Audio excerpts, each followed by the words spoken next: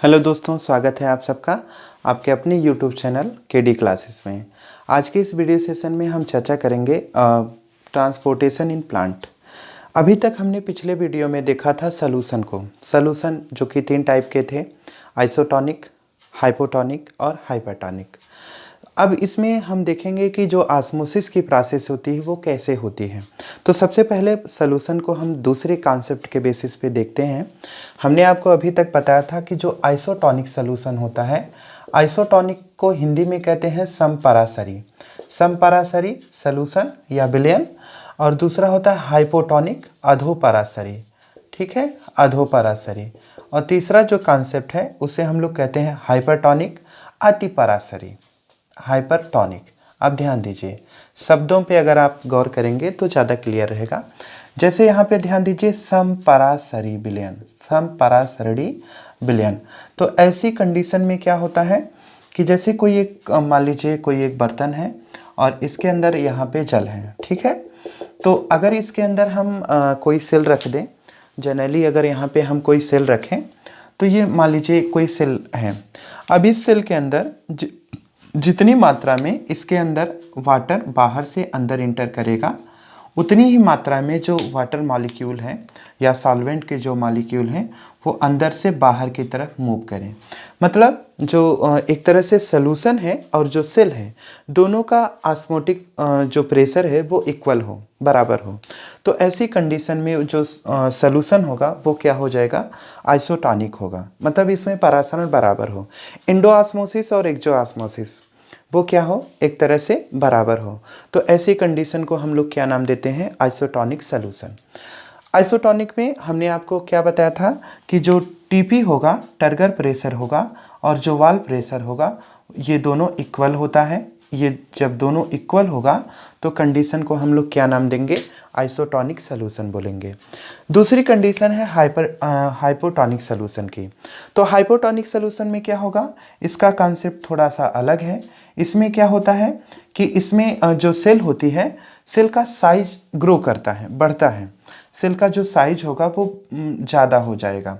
और सेल का साइज कैसे बढ़ता है, क्योंकि जो बाहर का जो विलयन है, इसका जो सॉल्यूशन है, इसका ऑस्मोटिक प्रेशर ज़्यादा होता है।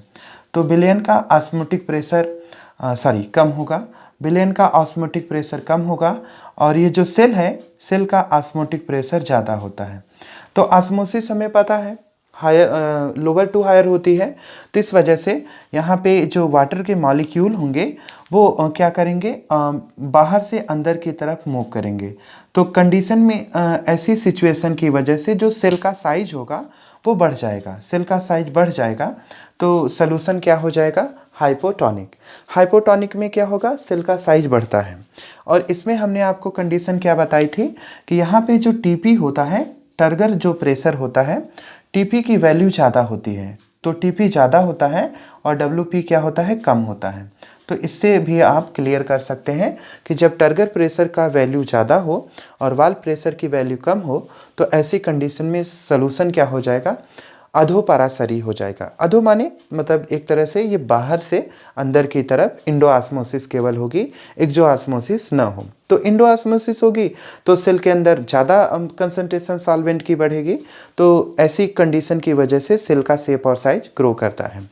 तीसरी जो कंडीशन होती है उसे हम लोग बोलते हैं हाइपरटोनिक सॉल्यूशन। और ये जो हाइपरटोनिक सॉल्यूशन होता है, इसके अंदर क्या है कि जनरली अगर कोई सेल है और उस सेल को किसी बर्तन के अंदर अगर रखें, तो यहाँ पे जो सॉल्यूशन होगा, इसमें जो सेल होगी, सेल का ऑस्मोटिक प्रेशर यहाँ पे ज़्यादा होगा, सेल का ऑस्मोटिक प्रेशर ज़्यादा होगा। तो जब सेल का ऑस्मोटिक प्रेशर इधर कम होना चाहिए ना, सेल का ऑस्मोटिक प्रेशर कम होगा, क्योंकि ज़्यादा होगा तो ये ग्रो कर जाएगी, मतलब फ्लैसिड करेगी, फूलेगी, फ्लैश मतलब टर्जिट करेगी। तो इसका ऑस्मोटिक प्रेशर कम होगा और ये जो सॉल्यूशन है, इसका ऑस्मोटिक प्रेशर ज़्यादा होगा। तो परिणाम के तौर पे क्या होगा कि यहाँ से जो वाटर के मॉलिक्यूल होंगे वो अंदर से बाहर की तरफ मूव करेंगे, और ऐसी स्थिति के कारण जो सेल होगी वो श्रिंक कर जाएगी, फ्लैसिड कर जाएगी। सेल इस तरह से ऐसे श्रिंक कर जाएगी। तो ऐसी कंडीशन को हम लोग क्या नाम देंगे, हाइपरटोनिक सॉल्यूशन। इसमें हमने आपको बताया था कि जो टीपी होता है, टर्गर प्रेशर होता है किसका, सेल के रिस्पेक्ट में देखते हैं हमेशा। तो सेल का जो टर्गर प्रेशर होता है ये कम होता है और इसका वाल प्रेशर जो होगा वो ज़्यादा होता है। तो वाल प्रेशर ज़्यादा होता है, टर्गर प्रेशर कम होता है। तो ऐसी सिचुएशन की वजह से सेल क्या करती है, श्रिंक कर जाती है। तो जब टर्गर प्रेशर और वाल प्रेशर इक्वल हो तो ऐसी कंडीशन में सेल पे कोई इफेक्ट नहीं पड़ेगा, सेल का न तो शेप बढ़ेगा नहीं घटेगा। तो ये कंडीशन होगी किस सॉल्यूशन के अंदर, आइसोटोनिक में। हाइपोटोनिक में क्या था, यहाँ पे इंडोऑस्मोसिस होती है और टर्गर प्रेशर सेल का ज़्यादा होता है, वाल प्रेशर कम होता है। परिणाम के तौर पे क्या होगा कि सेल का जो साइज होगा वो बढ़ जाता है। और तीसरी कंडीशन में जो एक्सोऑस्मोसिस होती है, मतलब यहाँ पे सेल के अंदर से सॉल्वेंट के मॉलिक्यूल बाहर की तरफ मूव करते हैं, तो इस वजह से सेल का साइज डिक्रीज करता है, ये फ्लैसिड हो जाती है, श्रिंक कर जाती है, क्योंकि सेल का टर्गर प्रेशर कम होता है, वाल प्रेशर ज़्यादा होता है। तो ये कंडीशन होती है हाइपरटोनिक सॉल्यूशन की। अब यहाँ पे हम बात करेंगे ऑस्मोसिस की। ऑस्मोसिस क्या होता है, तो परासरण में अभी तक हमने विसरण में देखा था, डिफ्यूजन में देखा था कि जो कंसंट्रेटेड मॉलिक्यूल्स थे वो higher concentration to lower concentration के डायरेक्शन में मूव करते थे। लेकिन ऑस्मोसिस में क्या होगा, परासरण के अंदर क्या होता है, जो परासरण की क्रिया होते हैं, परा माने पराया, पराये के शरण में चला जाना, किसी दूसरे की शरण में जाने से है यहाँ पे कॉन्सेप्ट। तो ऑस्मोसिस में क्या होता है कि यहाँ पे मूवमेंट जो होगा वो लोअर टू हायर कंसंट्रेशन की डायरेक्शन में होता है। लेकिन जो मूवमेंट होता है उसके लिए हमेशा एक सेमी परमेबल मेम्ब्रेन होती है, एक एसपीएम होगी, सेमी परमेबल मेम्ब्रेन होगी। और इस सेमी परमेबल मेम्ब्रेन में के थ्रू क्या होगा कि जो कंसंट्रेटेड मॉलिक्यूल्स होंगे वो लोअर टू हायर कंसंट्रेशन के डायरेक्शन में मूव करते हैं। जैसे एग्जांपल के तौर पे अगर यहाँ पे हम देखेंगे तो जो सॉल्वेंट होगा, सॉल्वेंट के रिस्पेक्ट में देखेंगे तो ये डिफ्यूजन ग्रेडियंट के अपोजिट होता है।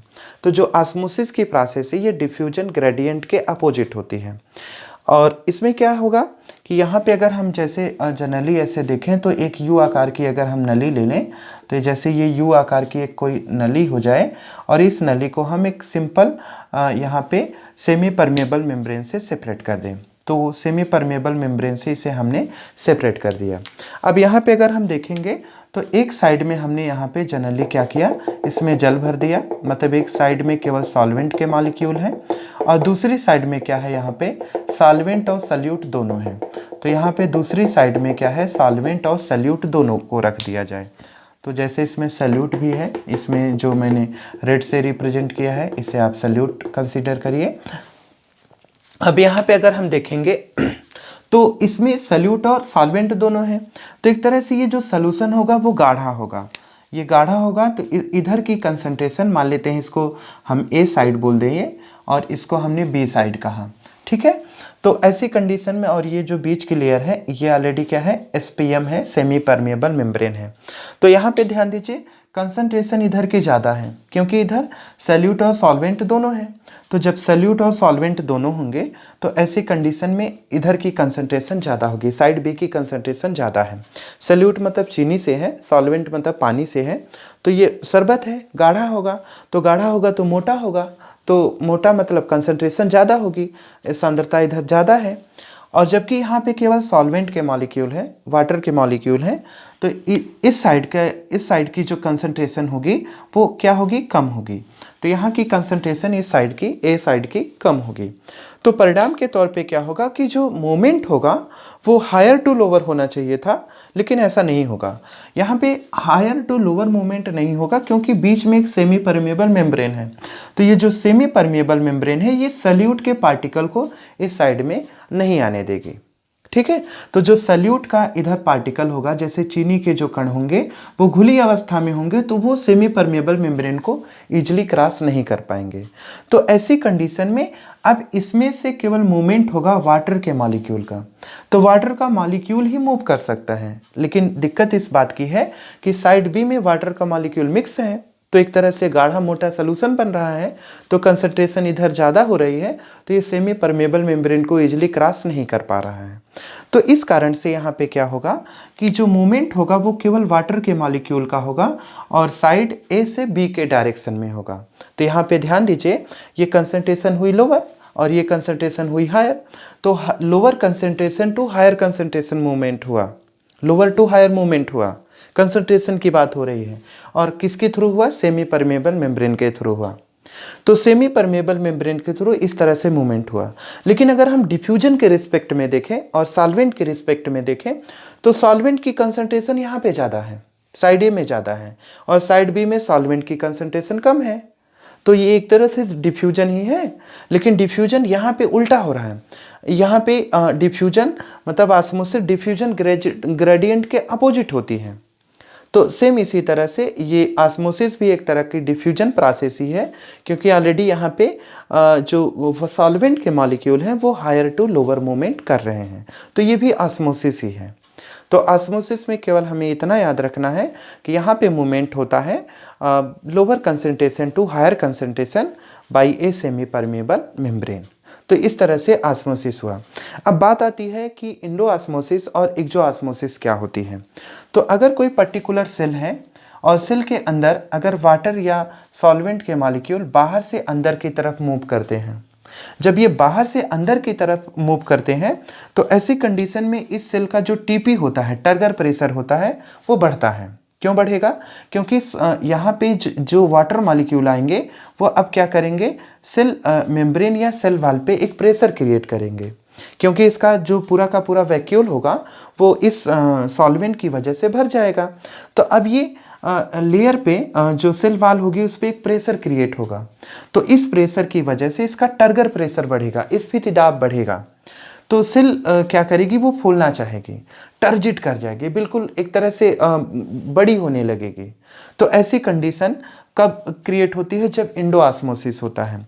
तो इंडोऑस्मोसिस का मीनिंग क्या होगा? अंतः परासरण। इंडोऑस्मोसिस, इंडोऑस्मोसिस तो जो अंतः परासरण की क्रिया होती है वो क्या होगा कि सॉल्वेंट के जो मॉलिक्यूल, सॉल्वेंट ही जनरली इसमें मूव करेगा, सल्यूट नहीं, तो जो सॉल्वेंट का मॉलिक्यूल होगा वो मतलब बाहर से अंदर की तरफ मूव करेगा और इस कंडीशन की वजह से यहाँ पे टर्गर प्रेशर बढ़ जाता है।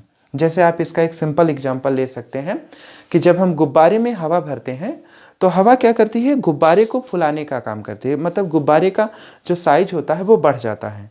और गुब्बारे का साइज किस वजह से बढ़ा? क्योंकि गुब्बारे के अंदर ज़्यादा मात्रा में एयर भरने लगती है। तो एयर गुब्बारे की लेयर पे, दीवार पे वो क्या करती है, स्फीति दाब उत्पन्न करती है, टर्गर प्रेशर क्रिएट करती है। सेम उसी तरह से जैसे किशमिश है, पानी में उसको भिगो देते हैं, तो पानी में भिगोते हैं तो किशमिश क्या करती है, वो पानी को एब्जॉर्ब कर लेती है और उसका साइज बढ़ जाता है। चने को भिगो देते हैं पानी के अंदर तो उसका साइज बढ़ जाता है। तो साइज उसका बढ़ा क्यों, वो क्यों फूला? क्योंकि उसके अंदर इंडोऑस्मोसिस हुआ, वो बाहर से वाटर मॉलिक्यूल को जो कि सॉल्वेंट है उसको एब्जॉर्ब कर लेता है और इस तरह से उसका शेप और साइज बढ़ जाता है। तो इंडोऑस्मोसिस का मतलब होता है इसमें जो सेल होती है वो सॉल्वेंट को एब्जॉर्ब करती है जिससे उसका शेप और साइज बढ़ता है। एक दूसरा कॉन्सेप्ट होता है एक्सोऑस्मोसिस का। एक्सोऑस्मोसिस में क्या होगा, इसका जस्ट अपोजिट होगा। एक्सोऑस्मोसिस के अंदर यहाँ पे जो सेल होगी वो सेल क्या करेगी, जनरली ये सॉल्वेंट को लॉस करेगी। सॉल्वेंट का जो मॉलिक्यूल होगा वो बाहर की तरफ मूव करेगा। तो जब ये बाहर की तरफ मूव करेगा तो इसका जो टीपी होगा वो डिक्रीज कर जाएगा, इसका टर्गर प्रेशर डिक्रीज करेगा, क्योंकि इसमें सॉल्वेंट की कमी होने लगेगी तो इसका टर्गर प्रेशर डिक्रीज करने लगेगा। परिणाम के तौर पे ये क्या होगा कि जो सेल होगी वो श्रिंक कर जाएगी। इस तरह से सेल क्या करेगी, श्रिंक कर जाएगी, फ्लैसिड हो जाएगी। तो ऐसी कंडीशन कब क्रिएट होती है, जब एक्सोऑस्मोसिस होती है। तो एक्सोऑस्मोसिस में क्या होता है कि सॉल्वेंट के मॉलिक्यूल वो क्या करते हैं, बाहर की तरफ मूव करते हैं, सेल से बाहर की तरफ मूव करते हैं। आप मतलब कि ऐसी कंडीशन की वजह से जो टर्गर प्रेशर होता है, जो टीपी होता है सेल का, वो डिक्रीज कर जाता है और जो सेल होती है वो श्रिंक कर जाती है। तो इसे एक्सोऑस्मोसिस कहते हैं। अब ध्यान दीजिए, एक्सोऑस्मोसिस और इंडोऑस्मोसिस, इन दोनों प्रोसेस के अंदर एक चीज़ कॉमन होती है, वॉल प्रेशर और टर्गर प्रेशर, ये दोनों के अंदर होगा।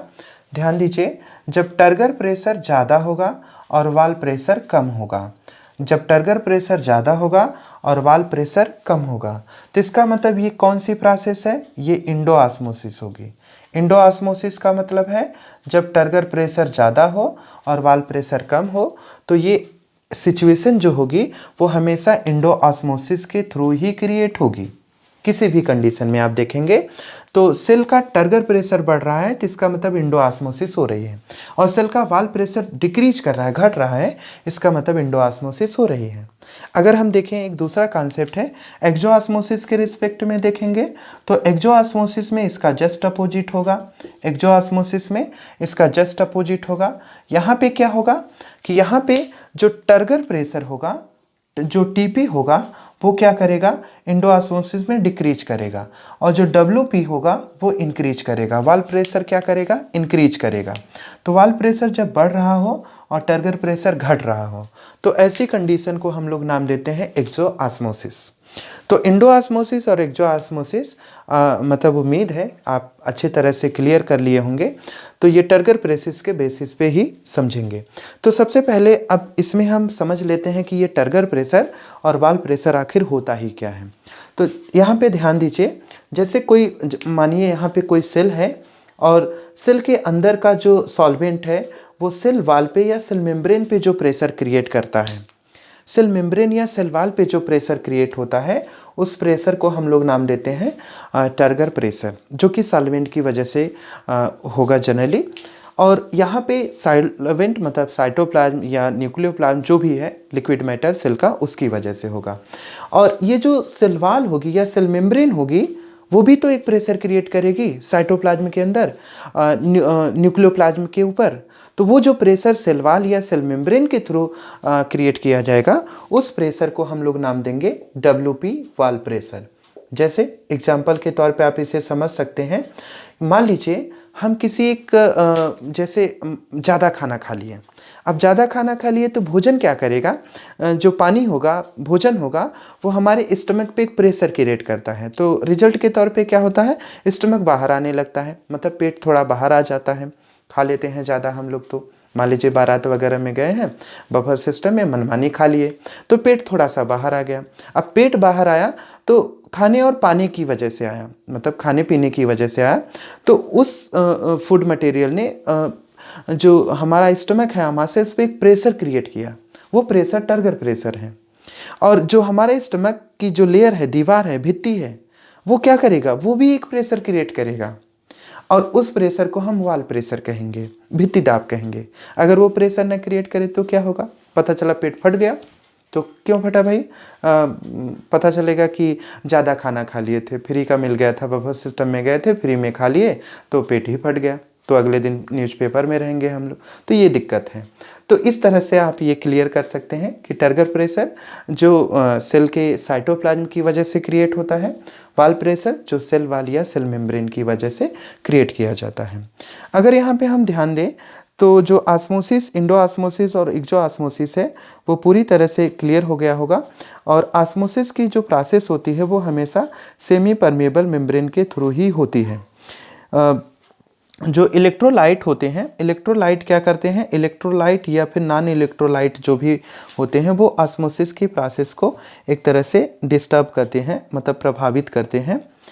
अगर इसमें हम ध्यान दें, जो सलथ कोशिका होती है, फ्लैसिड सेल होती है, उसका जो टर्गर प्रेशर होता है वो शून्य होता है।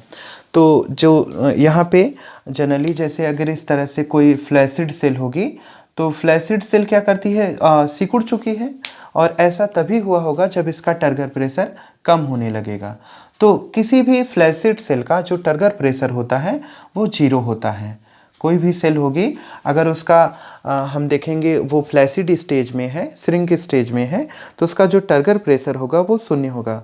अगर कोई प्लांट सेल होगी तो प्लांट सेल में जो स्फीति दाब है, स्फीति दाब अगर उसका टर्गर प्रेशर जीरो हो जाए और उसका ऑस्मोटिक प्रेशर अगर बढ़ने लगे तो ऐसी कंडीशन में जो सेल मतलब सेल का क्या है? टर्गर प्रेशर उसका जीरो हो रहा है और उसका ऑस्मोटिक प्रेशर बढ़ रहा है। टर्गर प्रेशर जीरो है, ऑस्मोटिक प्रेशर बढ़ रहा है। तो अगर वो सेल किसी मीडियम में रखी जाएगी तो उसके शेप और साइज में डिफरेंट आएगा, चेंजिंग आने लगती है।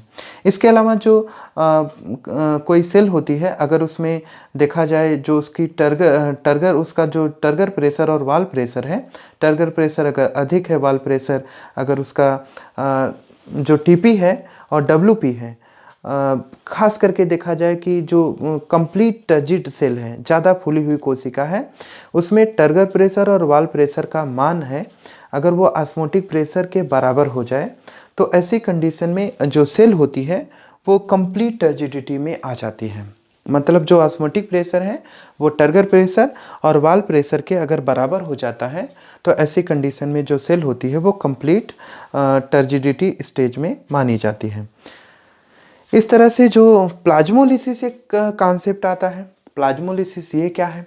प्लाज्मोलिसिस का मतलब होता है कि सेल के अंदर से जो प्लाज्मा है, मतलब जो लिक्विड मैटर है, वो लिक्विड मैटर क्या करे कि एक तरह से श्रिंक करने लगे, लिसिस करने लगे, मतलब टूटने लगे। तो जो सेल है, सेल का जो प्लाज्मा है वो श्रिंक करने लगे, तो सेल क्या करेगी, उसका शेप और साइज डिक्रीज करने लगेगा। तो ऐसी सिचुएशन को हम लोग बोलते हैं प्लाज्मोलिसिस। एक होता है डी प्लाज्मोलिसिस। अच्छा, प्लाज्मोलिसिस कब हो सकता है?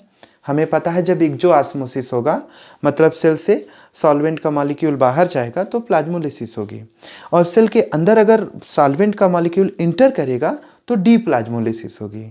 तो जिसे हिंदी में कहते हैं जीव द्रव्य कुंचन, कुंचन माने वो सिकुड़ रहा है, और डी प्लाज्मोलिसिस जीव द्रव्य विकुंचन, मतलब सेल का साइज और शेप बढ़ रहा है। तो इस तरह से प्लाज्मोलिसिस और डी प्लाज्मोलिसिस को भी आप क्लियर कर सकते हैं। आज के लिए बस इतना ही। बाकी नेक्स्ट वीडियो में हम लोग देखेंगे, कुछ रिलेशन देखेंगे, मतलब कुछ कॉन्सेप्ट होते हैं, जैसे डीपीडी जो होता है, डीपीडी को हम लोग जनरली देखेंगे जैसे एक जनरल सा फार्मूला होगा, डीपीडी बराबर ओपी माइनस टीपी। तो इस फार्मूले से रिलेटेड जो भी क्वेश्चन होते हैं, न्यूमेरिकल्स होते हैं, उस पर रिलेटेड कुछ कॉन्सेप्ट को हम लोग पढ़ेंगे, और इससे नीट वगैरह की परीक्षा में काफ़ी इंपॉर्टेंट क्वेश्चन पूछे जाते हैं, उसको हम लोग देखेंगे। धन्यवाद। आज के लिए इतना ही।